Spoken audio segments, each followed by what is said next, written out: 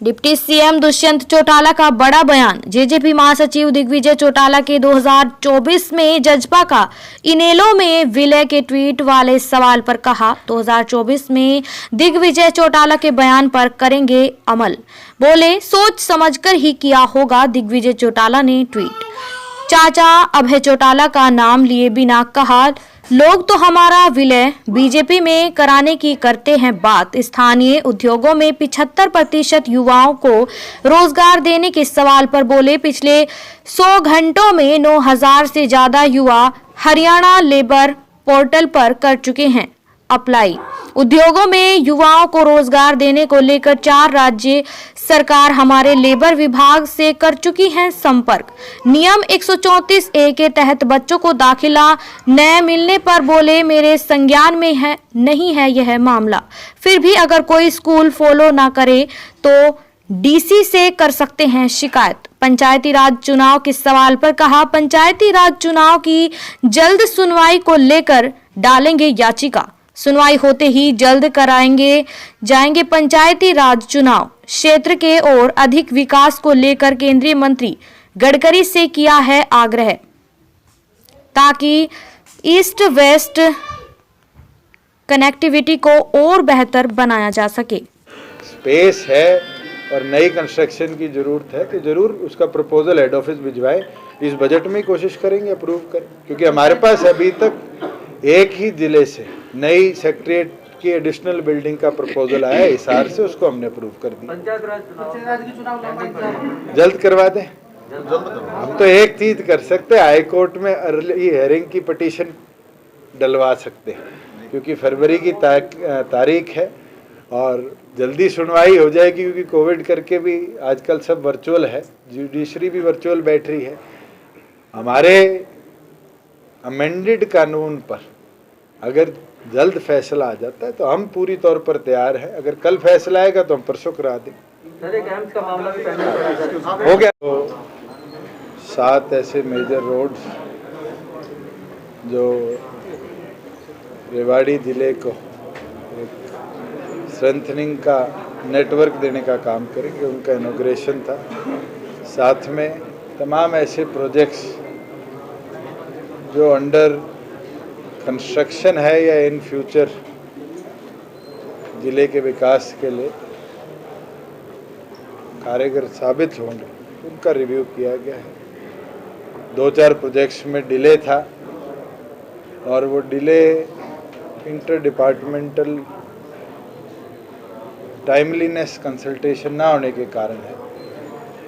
Deputy commissioner की भी जिम्मेवारी है और साथ में डिपार्टमेंट के जो डिस्ट्रिक्ट लेवल अधिकारी हैं कि एक हफ्ते में इंटर डिपार्टमेंटल ग्लिचेस को पूरा कर चाहे वो हेल्थ का पंचायती राज के साथ लैंड ट्रांसफ़र की बात हो CHC बनाने के लिए, या हेल्थ को आगे एडमिनिस्ट्रेटिव अप्रूवल लेने की बात हो, सबके आदेश दिए गए। और मैं उम्मीद करता हूँ कि जो हमारा प्रयास है कि टाइमलीनेस के साथ बेहतर तरीके से प्रदेश आगे बढ़े, इंफ्रास्ट्रक्चर स्ट्रेंथन हो, इसके ऊपर हमारी सरकार काम कर रही है।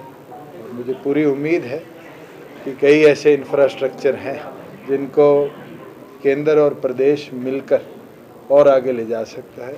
राव इंद्रजीत जी भी आज वीडियो कॉन्फ्रेंसिंग के साथ जुड़े थे और खुशी की बात है कि एक जो हम चाहते हैं ईस्ट वेस्ट कनेक्टिविटी को बेहतर बनाएं, चाहे वो डवाली से पानीपत कनेक्शन की बात हो, चाहे हिसार से सतनाड़ी वाया बारडा और आगे रेवाड़ी और फिर तावड़ू से लेके वडोदरा एक्सप्रेस तक भारतमाला में हमारे 2 ईस्ट वेस्ट कॉरिडोर्स कनेक्ट हो। मैंने उनसे भी आग्रह किया है और स्वयं मैंने भी गडकरी जी से आग्रह किया था कि इसको भारतमाला 2 में टेकअप करके हमारे इस क्षेत्र के विकास के लिए एक महत्वपूर्ण चेन लिंक बनाने का काम है। ये तो अपॉर्चुनिटी है इंडस्ट्री के लिए कि वो लोकल और केपेबल एम्प्लॉय को लोकली जनरेट कर इंडस्ट्रीज को, इंडस्ट्रियलिस्ट को कि भाई लोकल पर्सन्स को हम ज़्यादा रख लेंगे तो हमें ये दिक्कतें आएंगी यूनियन। इसलिए हमने उसके अंदर एक क्लॉज रखा था कि इंडस्ट्री की मर्जी है कि वो एक ज़िले के 10% से ज़्यादा ना रखे। यह इंडस्ट्री की मर्जी है, उसको 10% से ज़्यादा कैपेबल मिलते हैं तो वो उससे ज़्यादा भी लोकल रख सकता है। ये लॉ किसी को दबाने या इंस्पेक्टरी लाज लाने के लिए नहीं है। इस लॉ को हमने बनाया इसीलिए है कि हम लोकल जो हमारा क्वालिटी यूथ है, आज के दिन शिक्षित युवा है, जो सक्षम है नौकरी करने के लिए, उसको अपॉर्चुनिटी दे पाए। और ये हरियाणा की बात नहीं है, अब तो दूसरे प्रदेश हमें रेप्लिकेट करने लगे। मैं आपके साथ शेयर करता हूँ कि 4 प्रदेश सरकारों ने हमारे लेबर विभाग के साथ संपर्क किया है कि आपका बिल, आपकी ड्राफ्ट और आपकी पॉलिसी की हमें कॉपी दीजिए कि हमारे प्रदेश में भी हम इस कदम को उठा पाए। और वो दिन दूर नहीं होगा कि हरियाणा को देखते देखते 15 से 20 राज्य भी इस तरह का कानून अपने लागू करें। आंगनवाड़ी वर्कर काफी समय से संघर्ष कर रही है, धरना प्रदर्शन कर रही है। पीछे मुख्यमंत्री ने भी शायद उनसे चर्चा करी थी, कमलेश जी भी चर्चा कर रहे हैं और उम्मीद है उनकी जो मांगे उसको जल्द रिजॉल्व हम होता देखेंगे। सर, एक नियम 134 के तहत भी लंबे समय तक उसमें भी एडमिशन नहीं हो रहा, 134 है सर। एजुकेशन विभाग ने क्लियर कट इंस्ट्रक्शन इशू कर दी है, कोई उसको वॉयलेट करेगा उसकी आप कंप्लेंट दे सकते, कार्रवाई कराना हमारा काम।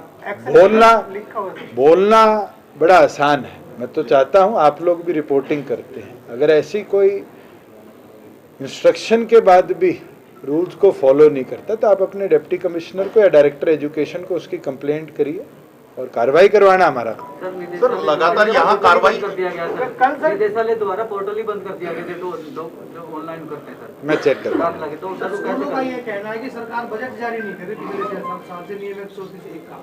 मेरे आगे तो आज तक संज्ञान आया नहीं, क्योंकि प्राइवेट स्कूल एसोसिएशन के 3 अलग अलग विंग्स हैं और तीनों के प्रधान भी और मेंबर भी निरंतर मिले हैं। पोर्टल और पेमेंट की जो आप बात कह रहे हैं, मेरे आज तक संज्ञान में नहीं आई। अगर कोई लाएगा और डिटेल के साथ लाएगा तो जरूर उस पर भी कार्रवाई। सर, ये सेक्रेटरीट है, आप यहाँ खड़े हैं और बाकी जो सेक्रेटरीट बाद में बने वो पूरी तरह से सारे ऑफिस उसमें हैं, यहाँ प्रस्तावित है, जगह भी पड़ी हुई है, कब तक इस पे काम शुरू हो? जेजेपी में इनेलो का विलय हो जाएगा। मेरा ट्वीट नहीं है, उन्होंने कहा है और कुछ सोच के कहा होगा और हम तो पहले ही कहते हैं, कोई नई चीज नहीं है। लोग हमारा विलय बीजेपी में कराने की बात करते हैं, पंजाब में तो उनका विलय जिनके विरोध में वो थे उनके साथ होता दिख रहा है जी। वो दिन दूर नहीं, जिस तरह लोग छोड़ छोड़ कर उनको जा रहे हैं और हमारे पास और मजबूती से आ रहे हैं। मैं मानता हूं कि दिग्विजय ने जो बात आज कही है 2024 पे, उस पर हम अमल करवाने का भी काम करेंगे। आरक्षण वाली जो बात है, क्या कुछ फीडबैक आया? आपने 2 दिन पहले मैंने आज सुबह आपके पास आ रहा था, जब चेक किया तो खुशी होती है। 9000 से ज़्यादा युवाओं ने पिछले 100 घंटों में, जो हमारा हरियाणा लेबर का पोर्टल है लोकल कैंडिडेट्स का, उस पर अप्लाई किया है। और पहले इंडस्ट्री के कई साथियों को दिक्कत आ रही थी, कन्फ्यूजन थी कि रजिस्ट्रेशन कैसे करेंगे, किसकी करेंगे। हमने डेडिकेटेड कॉल सेंटर भी बनाया है और अब इंडस्ट्री के लोग भी, आपके रेवाड़ी की भी एक इंडस्ट्री ने उस पर रजिस्टर किया है आज सुबह तक। और मुझे पूरी उम्मीद है कि जो 3 महीने का प्रोसेस है, इस पूरे प्रोसेस में मैं स्वयं डिस्ट्रिक्ट लेवल पे भी इंडस्ट्री के लोगों से चर्चा करूँगा। मेरे पास IT सेक्टर की डिमांड आई थी, हमने 2 साल की उनको एग्जेम्पशन दी।